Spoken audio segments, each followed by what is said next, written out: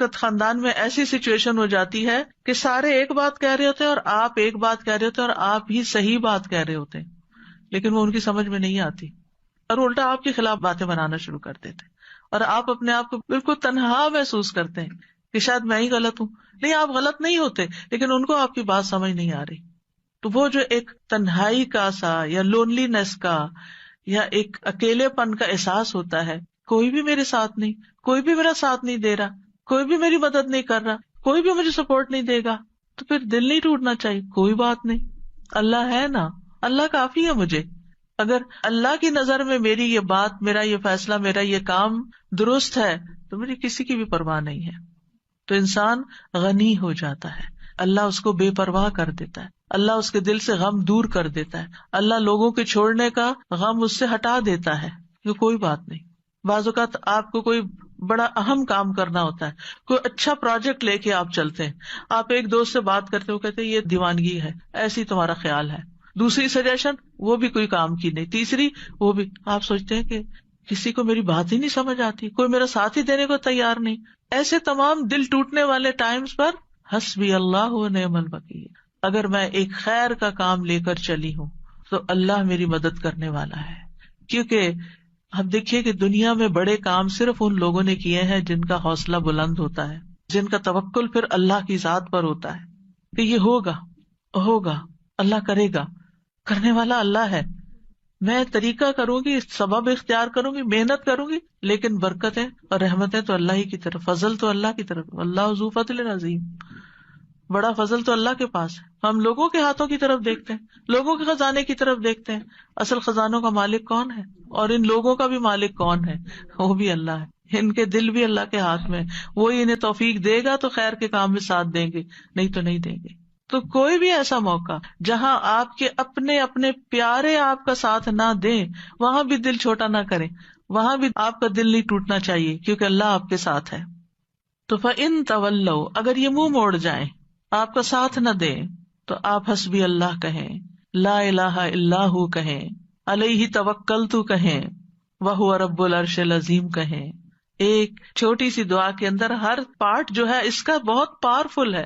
یعنی اللہ مجھے کافی ہے، اللہ کے سوا کوئی معبود نہیں ہے، میرا بھروسہ اس پر ہے، مجھے اس کی مدد کا یقین ہے، میں اس کی طرف رجوع کرتا ہوں، وہ میری مدد کرے گا، وہ ساری مخلوق کا مالک، اور مخلوق میں سے سب سے عظیم ترین مخلوق کا بھی وہی رب ہے، وہی مالک ہے، وہی خالق ہے، تو میں اس کا سہارا لیتا ہوں.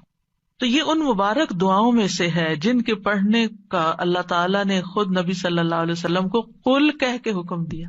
آپ کہیے، آپ پڑھیے، یہ آپ کو فائدہ ہوگا. ایسے تھوڑی کہ اللہ تعالیٰ کے پڑھیے اور پڑھتے ہوئے چھوڑ دیں اور پھر پرواہ نہ کرے، کیسے ہو سکتا ہے؟ جو چیز اللہ تعالیٰ نے خود سکھا دی اس سے بہتر کیا ہو سکتا ہے کہ یہ آپ کو فائدہ دے گا.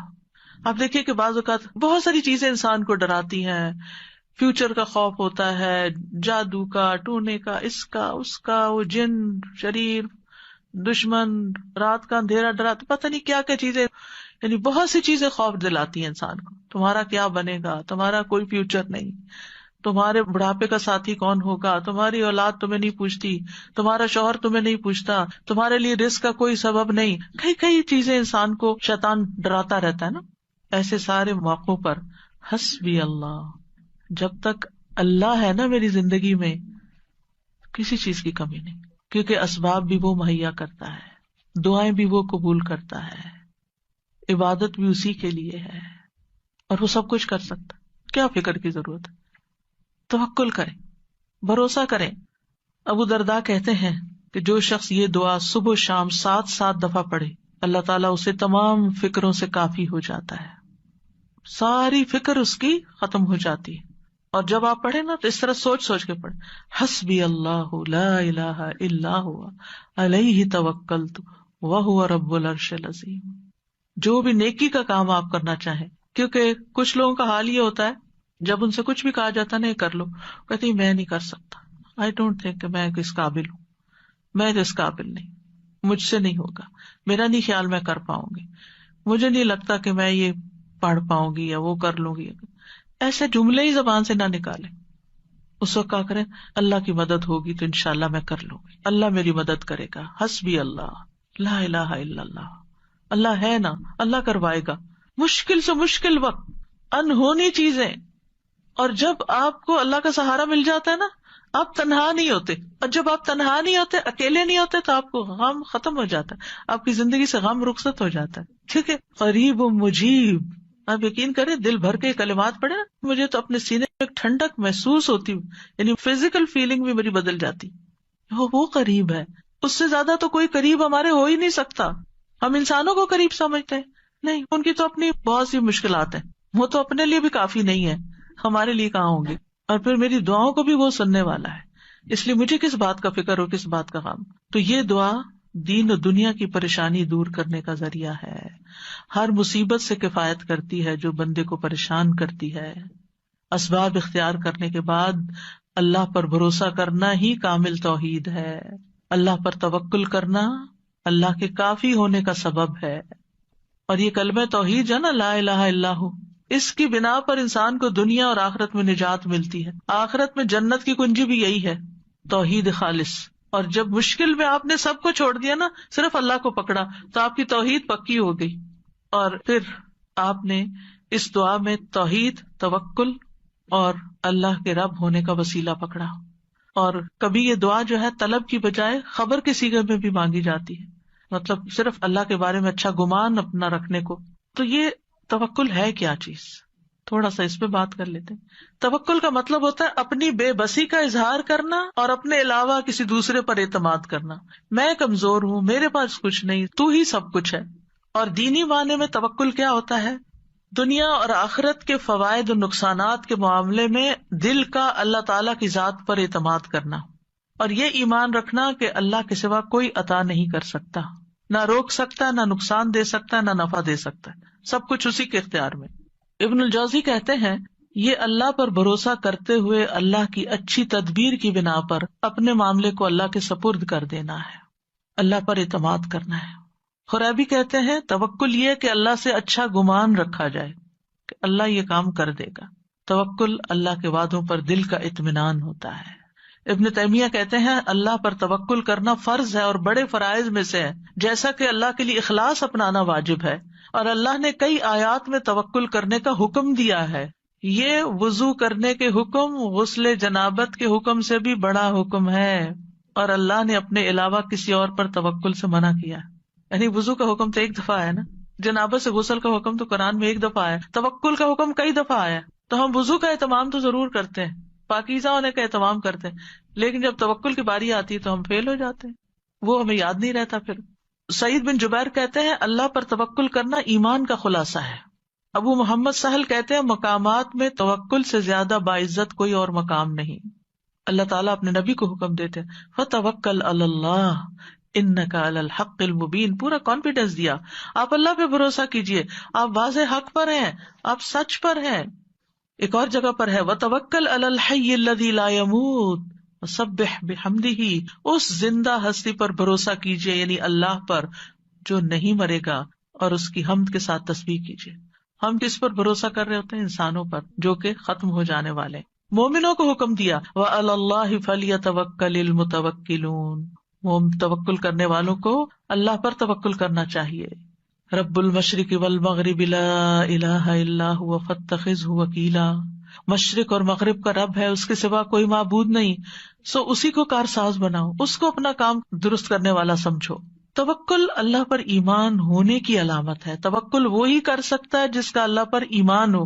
جس کے پاس ایمان نہیں اس کا توکل بھی نہیں ہوتا. جتنا ایمان زیادہ ہوگا اتنا توکل زیادہ ہوگا، جتنا ایمان کم ہوگا اتنا توکل کم ہوگا، جتنا توکل کم ہوگا اتنا ایمان کم ہوگا، جتنا توکل بڑھے گا اتنا ایمان بڑھے گا. دونوں لازم و ملزوم ساتھ ساتھ بڑھتے جاتے ہیں. یہ اسلام لانے کا تقاضا ہے. موسیٰ علیہ السلام نے کہا میری قوم ان کنتم آمنتم باللہ فعلیہ توکلوا ان کنتم مسلمین، اگر مسلمان ہو نا تو پھر دشمن سے نہیں ڈرو، اللہ سے ڈرو، اللہ پہ بھروسہ کرو، کیونکہ نفع نقصان کا مالک تو صرف وہ ہے. بندوں پہ جب آپ بھروسہ کرتے ہیں نا وہ بھول جاتے ہیں، اوہ سوری آپ نے یہ کام کہا تھا، سوری یہ وجہ ہوگی تھی میں ٹائم پر نہیں پہنچ سکا. کئی مشکلات ان کی زندگی میں ہوتی ہیں، وہ خود بھی نہیں رہتے. لیکن اگر آپ اللہ پہ بھروسہ کرتے ہیں تو اللہ تعالیٰ کو ہمیشہ ہے، ہمیشہ رہے گا، اور وہ ہمیشہ مدد کر سکتا ہے. حالات تبدیل ہوتے رہتے ہیں، لوگ آپ کی زندگی میں تبدیل ہوتے رہتے ہیں، جگہ تبدیل ہوتی رہتی ہیں، سچویشن تبدیل ہوتے رہتے ہیں، لوگوں کی لائلٹیز تبدیل ہوتی رہتی ہیں، لوگوں کے دل بدلتے رہتے ہیں، مالی حالات بدلتے رہتے ہیں. اس دنیا میں ہر لمحہ ایک چینج آ رہا ہوتا ہے، غیر محسوس چینج، اور بعض اوقات ہم اس کو ٹیکل نہیں کر سکتے کیونکہ ہمارے اندر بھروسہ نہیں ہوتا، توکل نہیں ہوتا. جو توکل کرتا ہے وہ ہر تبدیلی کے اندر کام ہوتا ہے. موسم بدل رہا ہے، کوئی بات نہیں، کوئی بھی چیز پسند کے خلاف، کوئی بات نہیں، سب ٹھیک ہو جائے گا. تو اللہ سبحانہ وتعالی نہ ہم سے غافل ہے اور نہ ہی ہم سے دور ہے، اس لیے کسی اور کو کارساز بنانے کی بجائے اسی کو سہارا سمجھا جائے، کیونکہ جو اللہ کے سوا دوسروں کو سہارا بناتا ہے تو ایسے سہارے کمزور ہوتے ہیں. مکڑی کا گھر، اس کی مثال دی گئی قرآن میں. تو ہر کام کا ارادہ کرنے کے بعد اللہ پہ بھروسہ کرے. فَإِذَا عَزَمْتَ فَتَوَكَّلْ عَلَى اللَّهِ، عزم کر لیا توکل اللہ پر.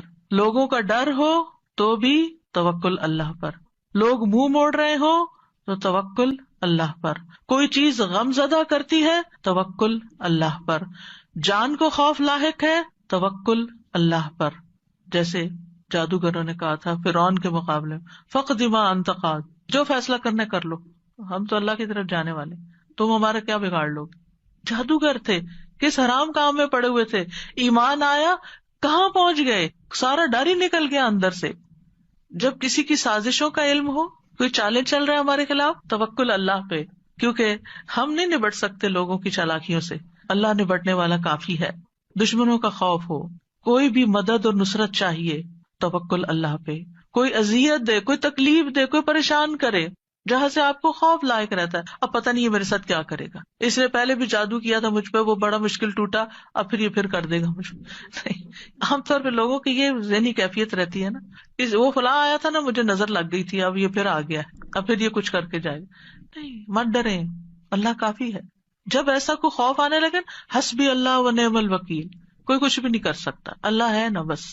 اگر کوئی الزام لگائے آپ پر، آپ کو کوئی جھوٹا کہے، کوئی اور طرح سے تنگ کرے، تکلیف دے، تو اللہ پہ بھروسہ کرے کہ اللہ تو کافی ہو جائے ان سے مجھ کو. پھر اسی طرح بعض اوقات انسان کو کچھ کمپرومائز کرنے پڑتے ہیں، کسی کے ساتھ صلح کرنی پڑتی ہے، کچھ اپنے حق چھوڑنے پڑتے ہیں.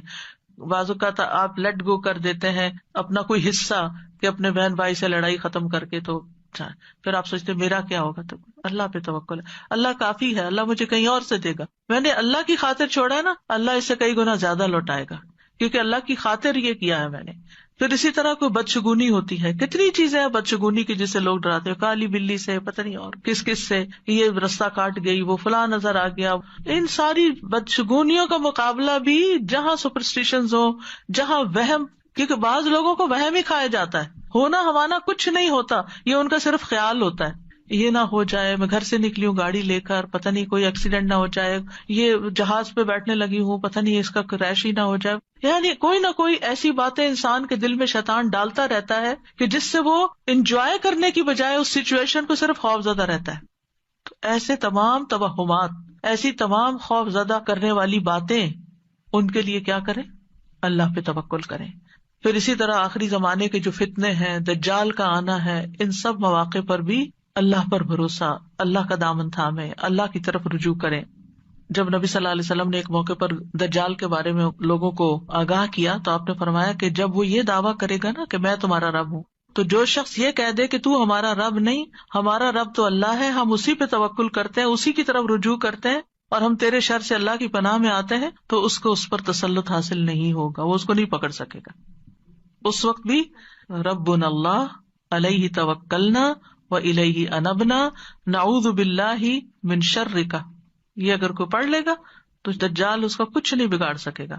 تو بہرحال جو لوگ اللہ پہ توکل کرتے ہیں، ایک طرف وہ شر سے بچ جاتے ہیں، دوسری طرف ان کو بہت سے فائدے بھی ہوتے ہیں، اللہ کی محبت ملتی ہے، کیونکہ ان اللہ یحب المتوکلین، اللہ توکل کرنے والوں سے محبت کرتا ہے، اللہ ان کو کافی ہو جاتا ہے. ومن یتوکل علی اللہ فہو حسبہ، جو اللہ پہ توکل کرے گا اللہ اسے کافی ہوگا.